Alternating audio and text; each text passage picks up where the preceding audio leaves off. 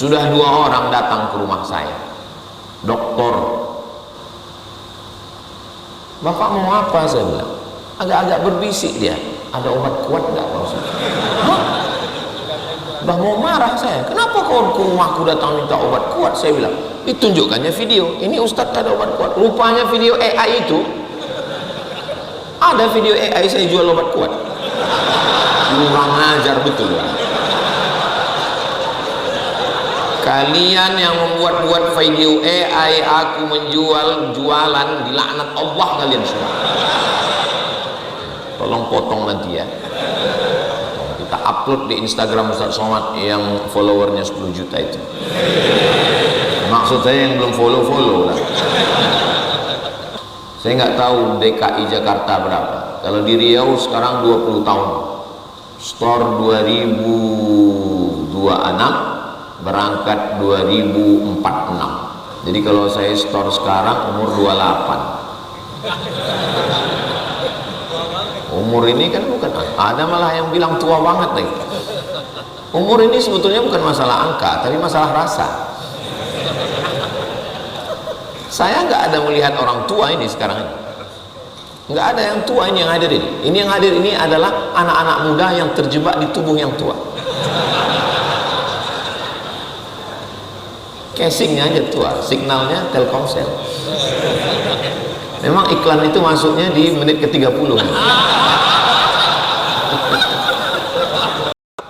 Menyala abangku, barulah kita pukulkan dia sehingga copotlah karat-karatnya. Itulah kenapa Ramadan ini mesti dihidupkan panas dengan ibadah, supaya kita yang selama 11 bulan ini berkarat, mata kita berkarat, telinga berkarat, lisan berkarat, kepala berkarat, hati berkarat, masuk kita ke dalam Ramadan ini, keluar dari Ramadan ini rontok karat-karatnya insyaallah. Kalau selama Ramadan ini sudah dipanaskan, keluar Ramadan karatnya tidak copot, ada 2 kemungkinan. Yang pertama, kurang panas. Yang kedua, karatnya karat kronis, nggak copot-copot lagi. Makanya kata Nabi, orang yang keluar dari Ramadan itu sama seperti orang yang keluar dari rahim ibunya tanpa dosa. Kalau saya lihat dari senyum jamaah Telkomsel ini memang orang-orang yang tidak punya masalah dan tidak punya utang. Dipancing dengan pantun pertama tadi, cerah. Padahal udah mulai lapar nih kan, tapi bisa dia tersenyum cerah. Ini menunjukkan orang-orang yang tidak punya masalah dan tidak punya kredit insyaallah. Amin. Kalaupun ada yang berutang, mudah-mudahan cepat lunas utangnya. Banyak juga ternyata. Ramadan artinya hujan yang turun di pergantian musim. Jadi kalau sudah musim panas, li'ilafi Quraisy ilafihim rihlatasy syita as-shaif. Syita dingin, shaif panas. Waktu musim panas itu debu naik, sehingga bunga-bunga, daun-daun warnanya warna debu. Maka ketika mau pergantian musim, turun hujan. Hujan yang turun di pergantian musim itu namanya ramdha. Ketika ramdha itu turun, maka daun-daun yang warna debu kusam berubah nampak hijau. Bunga yang sebelumnya tidak cerah, merah, kuning, ungu, biru. Kenapa? Karena debunya sudah tersingkir. Begitu juga lah kita yang selama 11 bulan ini mata berdebu, telinga berdebu, hati berdebu, maka disingkirkan dengan hujan yang turun. Hujan itu bernama ramdha, namanya hujan Ramadan. Maka keluar kita dari Ramadan ini nanti insyaallah semuanya bersih seperti daun-daun bunga-bunga yang sudah terkena hujan di pergantian musim insyaallah. Hujannya lebat, tapi daunnya, bunganya tidak terkena air hujan. Dia kebetulan di bawah atap. Nah, inilah orang yang Ramadan berlalu tapi nggak ada perubahan apa-apa ke dia. Tapi jangan tertumpu pada perubahan fisik. Karena saya katakan tadi bunga yang warnanya berubah, lalu kemudian setelah Ramadan kita melihat perubahan fisik. Jangan. Perubahan itu ada dalam batin, qalbu, hati, diri kita di dalam berubah. Karena kalau perubahan fisik nanti ada yang keluar Ramadan wajahnya hitam kurus. Lalu orang bilang, ini kayaknya nggak dapat Lailatul Qadar. Tiba-tiba ada yang keluar Ramadan cerah, berat badan nambah. Jangan. Kita melihat, rupakan, walakin yanzuru ila qulubikum. Yang dilihat Allah adalah hati kamu. Jadi Allah melihat kita itu batin, qalbu, hati kita itu yang dilihat Allah. Ini tekstual. Lalu besok semua pegawai karyawan Telkomsel masuk kantor, nggak ada yang mandi pagi cuci muka. Pas ditanya, kenapa kusut sekali wajahmu? Karena yang dilihat Allah adalah hati kita. Kita kalau melihat wajah di cermin, Allahumma kama hassanta khalqi, sebagaimana engkau memperbaiki diriku, perbaiki akhlakku, fahassin khuluqi, perbaikilah fisikku. Batinnya dulu diperbaiki, hatinya diperbaiki, setelah itu barulah wajah, bentuk tubuh, fisik dan lain-lain. Menghidupkan Ramadan. Dengan apa menghidupkan Ramadan? Ada orang menghidupkan Ramadan dengan banyak-banyak khatam Quran, ada orang menghidupkan Ramadan dengan banyak-banyak sholat malam, ada orang menghidupkan Ramadan dengan banyak berzikir, bertasbih, bertahmid, bertakbir, bertahlil, bersolawat. Tapi Telkomsel ada satu sisi yang dia pilih, menghidupkan Ramadan dengan berbagi. Ini menunjukkan orang Telkomsel ini duitnya banyak. Karena dia nggak milih baca Quran. Dari mana Ustaz tahu? Qurannya masih rapi, menunjukkan belum dibaca. Jangan suuzon Pak Ustaz. Itu susunya dibuat rapi karena acara ini. Nggak boleh Ustaz melihat zohirnya. Kami baca Quran bukan yang tersusun di situ, melalui aplikasi Pak Ustaz. Dia tidak memilih tahajud malam dengan tarawih sampai 36 rakaat. 36 rakaat itu mazhab Maliki, tambah witir 3, 39. Dia nggak milih itu. Karena kalau orang Telkomsel tarawihnya sampai 39, siangnya nggak bisa masuk kantor. Maka dia lebih memilih menghidupkan Ramadan dengan berbagi. Berbagi apa? Berbagi itu nggak usah yang besar-besar dulu. Berbagi itu mulai yang kecil dulu. Apa pesan Nabi kepada Sayyidatuna Aisyah? Ittaqin nar, jaga dirimu dari neraka. Ini neraka, ini engkau. Bagaimana kau menjaga dirimu dari neraka? Jaga dirimu dari neraka walau bisyiqqi tamrah, walaupun dengan sebelah kurma. Kurmanya cuma satu, dibelah dua, sebelah ke mulut sahabat, sebelah ke mulut kita. Itu sudah berbagi namanya. Tapi kalau ada orang Telkomsel berbaginya sebelah kurma, terlalu. Sebelah kurma. Tapi begitulah Nabi mengajarkan. Tidak mesti dari yang besar dulu. Sebelah kurma bagi dua. Bro, ini ada sebelah kurma. Sebagaimana kata pepatah, sikit tanda teringat, banyak makan sendiri. Dimulai dari hal yang kecil dulu. Kata Nabi kepada tetangga, idza tabakhta, kalau engkau memasak, fa'aksir ma'aha, banyakkan kuahnya. Kalau masak banyakkan kuahnya. Mama, ibu, anak-anak, tolong petang ini kuahnya banyakkan. Sesuai ceramah Ustadz pagi tadi di Telkomsel. Banyakkan kuah. Akhirnya sedekah kuah melulu. Ini gara-gara Ustadz Somad ceramah ini. Sebelum ini isinya ayam, daging, ikan. Sekarang kuah aja udah isi. Padahal maksud Nabi, di saat engkau kekurangan pun engkau bisa berbagi.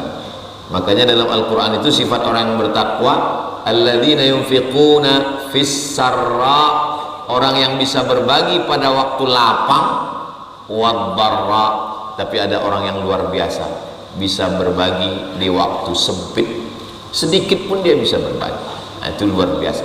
Nabi tidak mengajarkan mesti ngasih yang banyak dulu. Enggak. Makanya orang Telkomsel habis gajian pulang mampir ke warung, beli beras 5 kilo, gula 1 kilo, kopi 1 bungkus, teh, roti, ikan sarden bungkus. Berapa sanggup bungkus? 1, alhamdulillah. 2, wa syukrulillah. Setengah, innalillah. Bagi kepada jiran, kepada tangga, kepada sahabat. Yang belanja bapak, yang beli bapak, yang bungkus bapak, yang bagi istri. Jangan bapak yang bagi. Khawatirnya anak yatim itu emaknya cantik pula, meledak perang dunia ketiga. Siapa yang nyuruh bagi? Ustaz Somad. Jangan ikut lagi, sesat dia itu. Aku juga yang kena lagi. Nah, ini kita berbagi pada hal yang kecil-kecil saja. Sore sudah berapa kali buka puasa di rumah? Tiap hari sering. Coba sekali buka puasa di panti asuhan. Bawa istri, bawa anak, cari panti. Assalamualaikum Bapak Ketua Panti. Waalaikumsalam. Petang ini kami mau berbuka dengan anak-anak di sini. Berapa orang semua di sini? Ya ada sekitar 200-an Pak. Ya kami mau buka. Dengan semuanya? Enggak, 2 orang aja. Kebetulan kita bawa 2 bungkus kan. Buka puasa di mall, bagus. Berapa banyak orang yang bukber nggak sholat maghrib. Tempat wudhu keran cuma 3, toilet 1. Ngantri maghrib, orang selesai tarawih baru selesai. Udah habis orang tarawih tadarus baru selesai. Apa kata dia? Alhamdulillah nggak tarawih malam ini.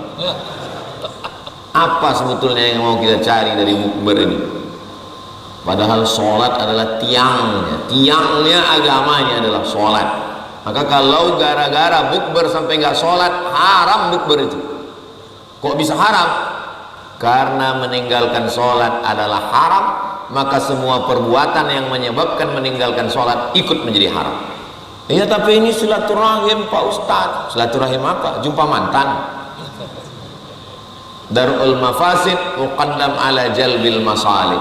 Menolak mudarat lebih diutamakan daripada mengambil manfaat. Apa manfaatnya? Silaturahim. Apa manfaatnya? Makan bersama. Tapi mudaratnya meninggalkan sholat. Nah, ini penting dipikirkan.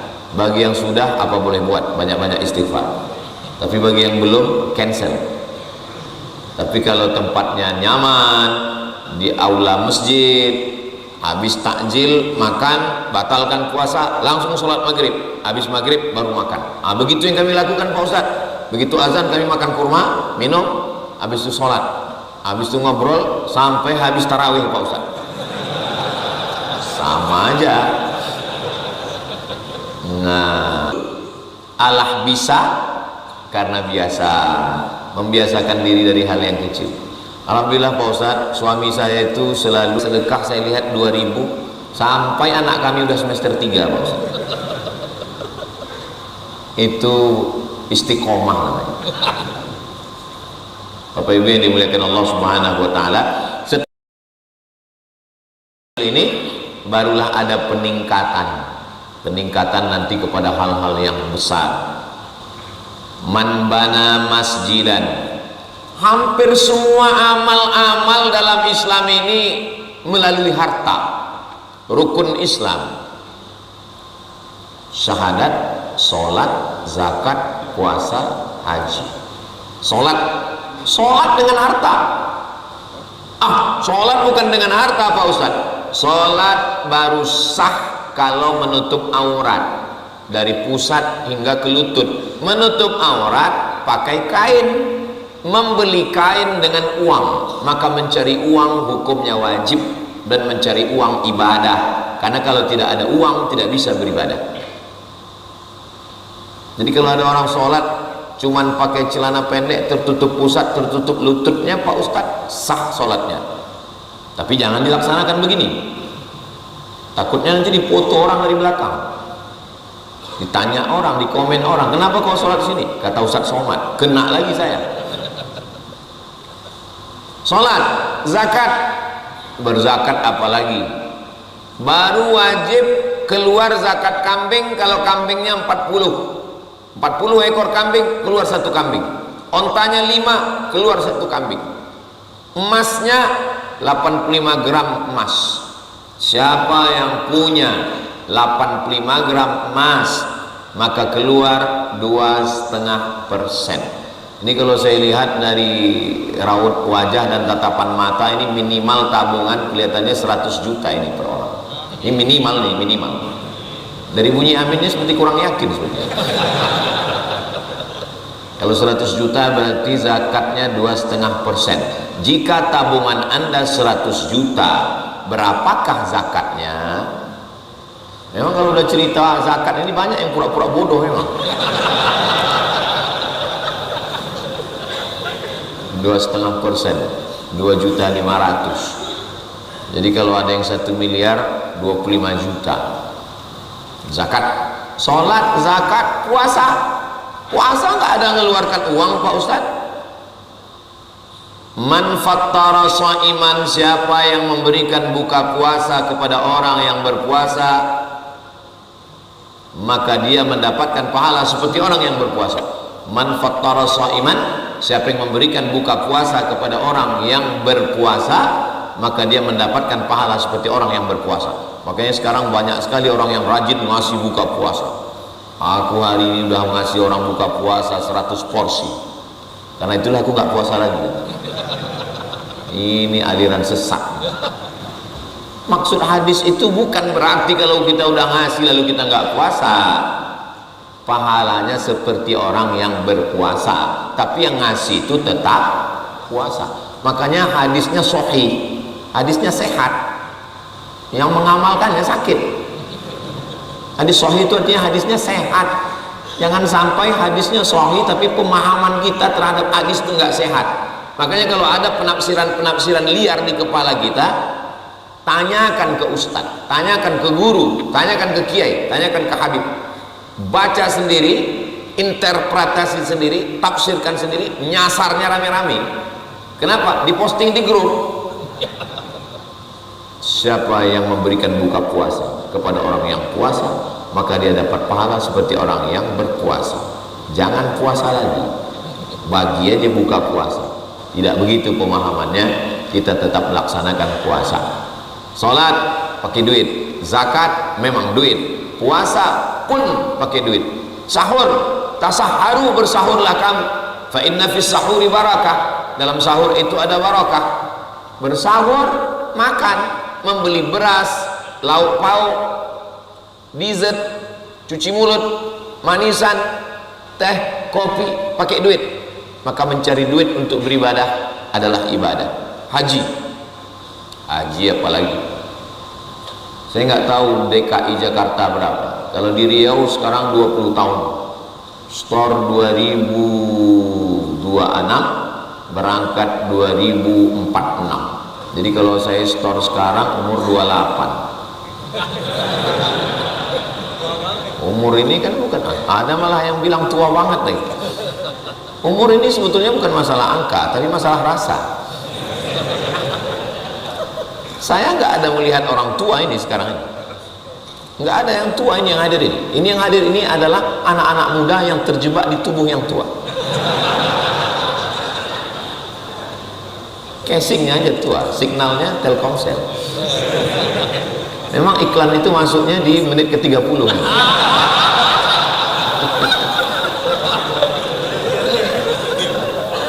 Jadi mana tadi hilang bahan saya.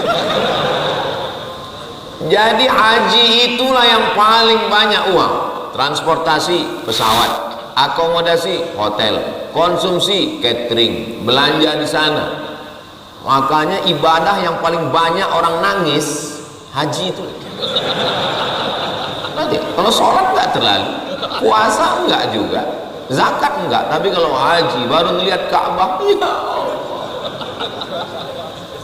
baru tawaf, ya kenapa nangis? Duitnya banyak keluar. Nah, jadi kalau ada orang yang mengatakan kamu dulu perasaan bisnisnya hebat, sekarang ya aku sejak taubat udah hijrah, dunia ini sudah kutinggalkan. Ini bukan Islam yang benar. Ini Islamnya Snok Horgronje. Snok Horgronje mengatakan, Snok Horgronje dari Leiden, Belanda, Amsterdam. Dia pura-pura masuk Islam, namanya dirubahnya menjadi Abdul Ghafur. Untung nggak Abdul Somad.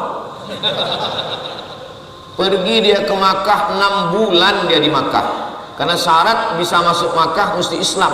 Bayangkan perjuangan dia, pura-pura masuk Islam, masuk ke kota Makkah, 6 bulan dia di Makkah, mendekati ulama-ulama Nusantara yang ada di Makkah. Di antaranya adalah Syekh Nawawi Al-Bantani, dia dekati. Syekh Ahmad Khatib Al-Minkabawi, dia dekati. Dia untuk melihat bagaimana sifat orang Islam Indonesia, Nusantara. Indonesia belum ada waktu itu. Setelah itu barulah dia datang ke Nusantara, dia masuk ke Aceh, lalu dia pergi ke Jawa Barat, lalu kemudian akhir hayatnya dia pulang dan mati di Amsterdam. Di kuburnya itulah baru ketahuan.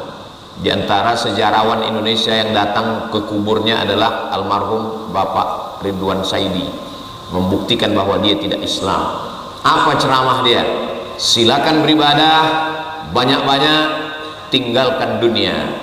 Kebun biar kami yang menggarap dengan menanam karet, tebu, tembakau, dan sawit. Kalian banyak-banyak zikir aja. Makanya kalau ada sekarang ustadz yang mengatakan tinggalkan perkebunan, tinggalkan pertanian, tinggalkan bisnis, ini murid-murid Snok Horgronje. Sedangkan kita diajarkan dalam Islam, Rabbana atina fid dunya hasanah wa fil akhirati hasanah. Dunianya mesti hasanah, baru akhiratnya hasanah, barulah selamat dari api neraka. Wa qina azabannar.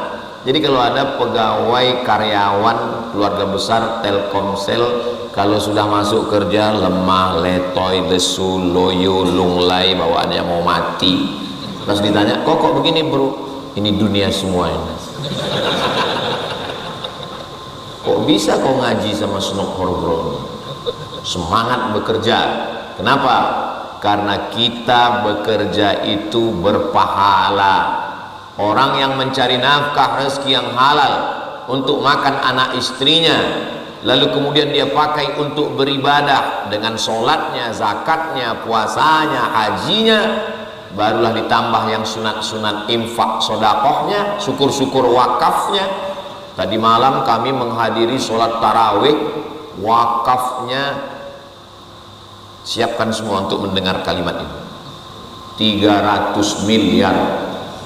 Bayangkan itu kalau dibelikan ke cendol, berenang sambil minum, jangan dibayangkan. Begitulah hebatnya wakaf. Jadi ibadah-ibadah dalam Islam ini dengan harta.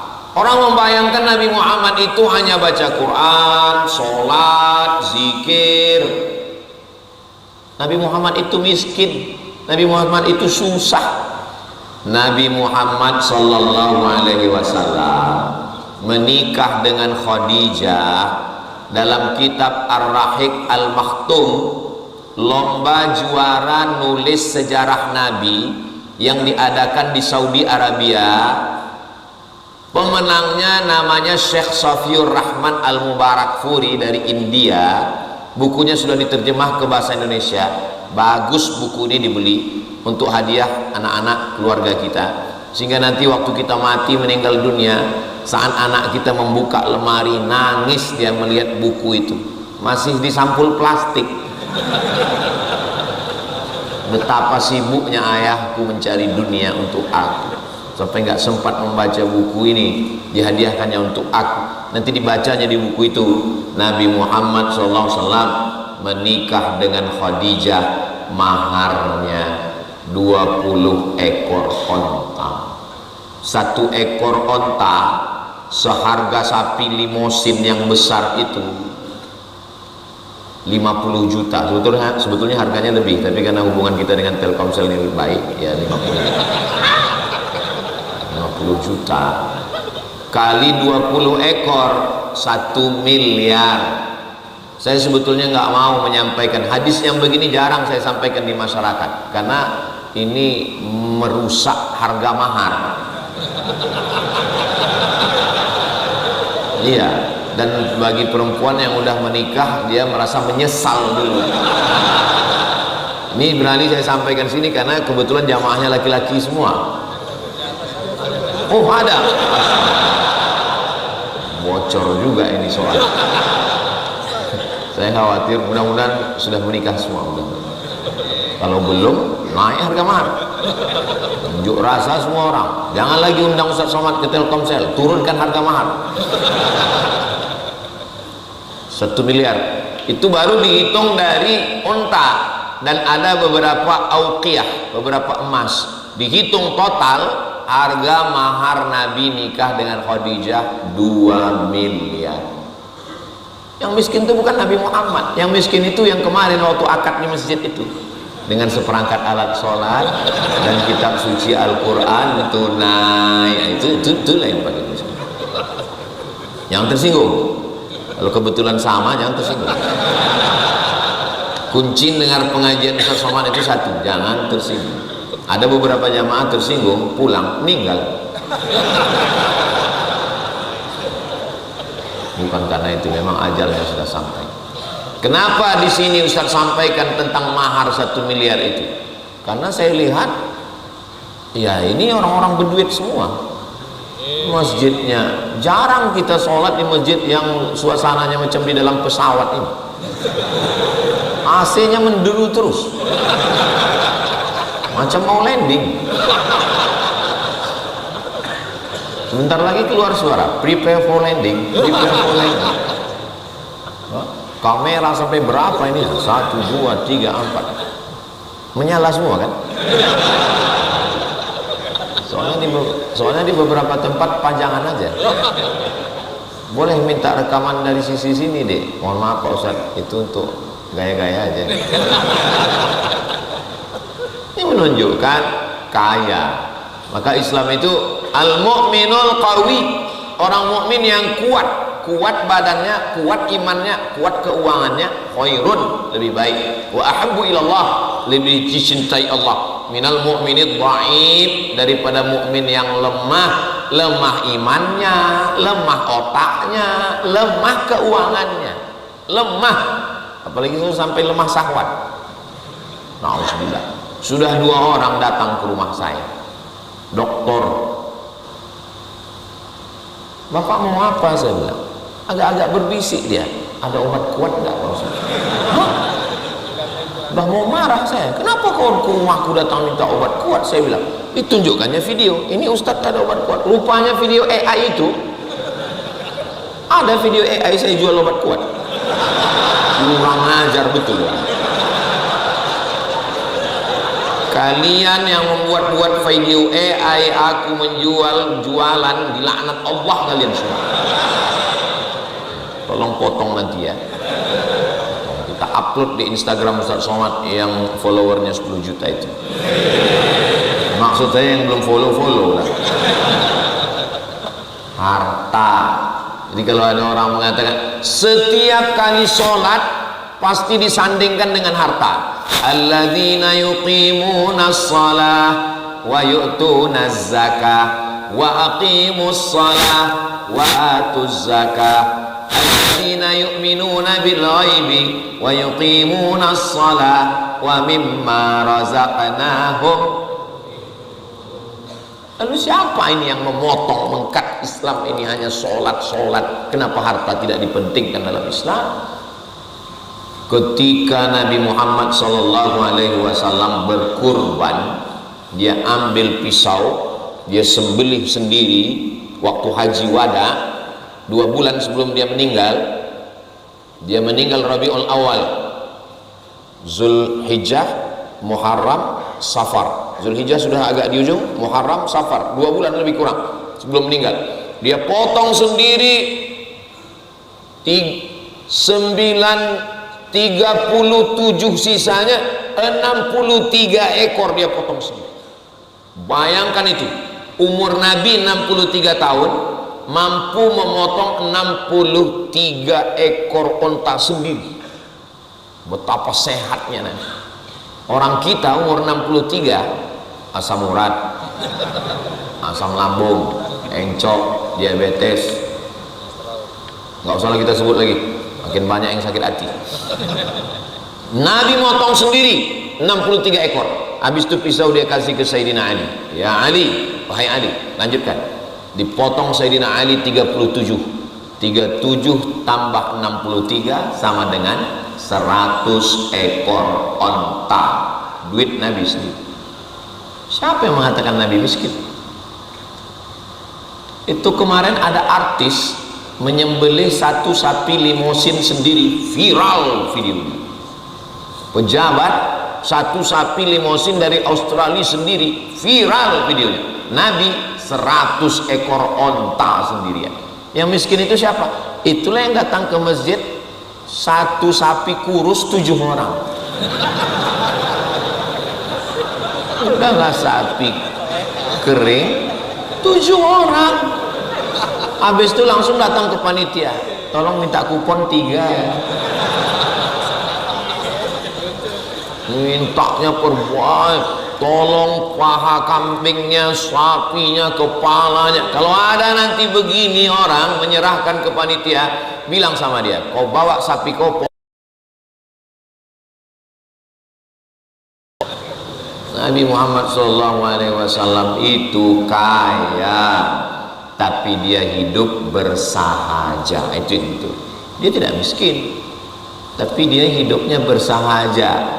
Ketika perang Badar, kebetulan perang Badar ini bulan Ramadan, tanggal 17 Ramadan, Yaumal Furqan, Yaumal Taqal Jam'an, ketika bertemunya dua pasukan, tanggal 17 Ramadan. Lalu kemudian dapat harta rampasan perang, la taqillu an 50 alfi dinarin zahabin, 50.000 keping uang dinar. 1 dinar zaman Nabi nggak ada uang kertas. Uang dinar uang logam, beratnya 4,25 gram. 4,25 gram emas murni itu sekarang kalau kita patok 4,25 gram ya sekitar 4 juta lebih Pak Ustadz ya, karena kita dengan Telkomsel 4 juta aja lah. 4 juta kali 50.000 keping, 50.000 keping, 4 juta kali 50.000 keping. Berapakah hasil rampasan ghanimah perang Badar? Mestinya ujian seleksi pegawai karyawan Telkomsel itu soalnya begini. Jika perang Badar dapat 50.000 keping, 1 keping beratnya 4,25 gram, harganya 4 juta, berapakah hasil dapat perang Badar? 200 miliar. 200 miliar. Dan ketika itu datang anak kesayangannya Sayyidatuna Fatimah, yang punya anak Sayyidina Al-Hasan dan Sayyidina Al-Husain. Ya Rasulullah, ya suamiku miskin Sayyidina Ali, aku nimba air sendiri. Fatimah anak Nabi, Sayyidatun Nisa'i Ahlil Jannah, pemimpin perempuan penghuni surga, nimba air sendiri. Tanganku buat adonan tepung gandum, tolonglah beri aku harta rampasan perang, budak yang bisa menolong. Apa kata Nabi? Sebelum tidur engkau bertasbih 33, tahmid 33, takbir 33. Saya membaca hadis ini nggak nyambung. Orang minta pembantu, minta meringankan beban, minta duit, disuruh zikir. Lama-lama baru saya paham. Ternyata banyak pun uang kita, banyak pun pembantu kita, kalau hati kita nggak tenang. Berapa banyak orang-orang kaya, saking banyaknya pembantunya, ada satu orang yang khusus mengorekkan telinga sebelah kanan aja. Bayangkan itu. Ada yang khusus memotongkan kuku sebelah kiri aja. Bayangkan itu. Tapi tak tenang. Maka Nabi mengajarkan, ini tidak dibagi-bagikannya, dipakainya semua untuk jihad fisabilillah. Masjid Nabawi yang kita sholat, dari mimbar Nabi ke dinding kamar Nabi sebelah kiri kalau kita menghadap kiblat, dari mimbar Nabi sebelah kiri, dinding kamar Nabi 22 meter.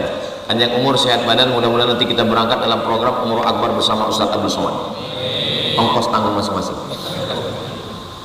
Itu adalah tanahnya, itu tanah wakaf yang dibeli oleh Nabi Muhammad SAW. Kenapa dia membelinya? Karena dia mau mendapatkan amal jariah. Padahal dia Nabi, udah cukup dengan pahalanya, dia dijamin masuk surga. Dia ingin mengajarkan dia dapat amal jariah, dapat pahala masuk surga, dan lebih daripada itu dapat amal jariah, dikubur mengalir pahala. Mudah-mudahan kita yang punya banyak uang bisa melakukan ini, insya Allah. Ustaz Somad itu pandai ceramah aja, ngomong aja, nyuruh orang aja berbagi. Jangan-jangan dia nggak pernah berbagi. Ini ceramah Ustaz Somad ini direkam, nanti diupload di channel Ustadz Abdul Somad Official. Subscribe, like, share, and comment. Subscribernya 5 juta, hasilnya 1 bulan 120 juta. Sampai sekarang, dari sejak Juli 2019 sampai sekarang 2026, tidak pernah saya ambil duitnya masuk ke rekening saya. Duitnya semuanya untuk beli beras, beli minyak, bayar listrik, gaji guru, gratis tahfiz Quran 25 setahun, 25 SMP 75, 25 SMA 75. Itulah yang ditanggung melalui YouTube. Untuk apa Ustaz ceritakan? Nah kan jadi ria. Nanti daripada aku difitnah orang, bagus ku ceritakan untuk menyelamatkan diri. Nanti difitnah orang, itu Somad tuh pakai mobil tuh kan dari duit YouTube itu. Dari mana kau tahu? Dari bunyi knalpotnya, tuk.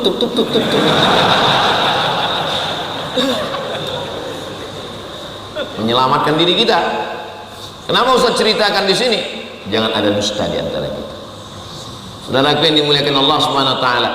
Berat enggak Ustaz memberikan? Oh, berat, jangan kau tanya. Beratnya minta ampun, 120 juta, Bro.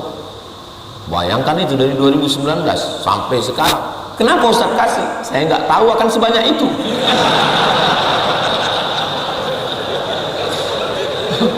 Itu awal-awal dulu, subscribernya 5 orang cuma. Saya bilang ini channel lillahi ta'ala, pakai, saya bilang mana-mana saya ceramahkan. Rupanya sampai 5 juta subscriber, hasilnya 120 sebulan. Nggak mungkin saya ambil, temakan cakap lah saya. Sudah saya ceramahkan kemana-mana, jejak digital kejam, Bro. Itu menolong kita supaya apa? Saya merasa ceramah saya ini udah nggak ada lagi pahalanya. Ria, sum'ah, ditonton orang, dipuji orang, disambut orang, udah nggak ada lagi pahalanya. Kenapa? Diambil oleh follower, viewer, dan subscriber. Sedekah pun juga sudah habis juga pahalanya, karena Ustaz ceritakan kemana-mana. Tapi ada satu, anak-anak yang menghafal Quran, dia punya murid, dia ngajar, anak-anak ini punya anak, dia mendoakan, itulah yang akan, dan orang-orang baik. Ini kan orang baik-baik semua. Baik. Ini orang-orang baik ini berdoa, ya Allah, sehatkan Ustaz Somad sampai Ramadan hari yang ke-9, ya Allah. Setelah itu mati-matilah dia, ya Allah. Asal udah ceramah dia di Telkomsel ini, terserahlah ya Allah, kata jamaah. Itulah maka saya sehat walafiat. Banyak orang nanya saya, Ustaz suplemennya apa? Enggak ada, saya bilang. Minumannya teh manis, saya bilang. Sahurnya ya nasi, saya bilang. Apa yang membuat Ustaz sehat? Yang membuat sehat itu adalah semangat. Sehingga semangat itu, semangat kita apa? Semangat kita untuk berbagi. Makanya kalau bapak pergi pagi pulang petang peras keringat, banting tulang, semua tulang dibantingnya. Untuk apa? Supaya kalau dia dapat duit dia bisa berbagi kepada orang banyak. Itu luar biasa. Ini tema. Memang Telkomsel ini membuat tema ini memang tepat betul. Coba kalau dibuatnya temanya, marilah kita berzikir mengingat Allah, nggak cocok. Ngapain dia berzikir di Telkomsel? Berzikir sambil bekerja, sambil nyetir, bisa aja. Tapi masalah berbagi ini. Kelanjutan, dari kebaikan menuju keberkahan. Kebaikan itu apa? La tahqiranna minal ma'rufi syai'a. Jangan sepelekan kebaikan walaupun kecil. Apa sekecil-kecil kebaikan? Antalqa akhaka biwajhin talqin, ketemu dengan orang wajahnya cerah. Itulah kebaikan yang paling ringan. Enggak ngasih uang, enggak ngasih duit, enggak nyumbang, ketemu dengan orang wajahnya cerah. Alhamdulillah, dari mulai saya disambut tadi di bawah sampai masuk buat video sampai di masjid, saya lihat wajah-wajah orang Telkomsel ini cerah semua wajah. Apa merek skincare-nya? Cerah. Jangan ketemu sama orang wajah ditekuk macam jeruk purut ditimpa beton, diinjak gajah. Gimana bentuknya itu? Siapa yang mengamalkan hadis Nabi ini? Buat lingkaran kuning, mata dua, huruf U, keep your smile. Orang barat yang ngajarkan untuk senyum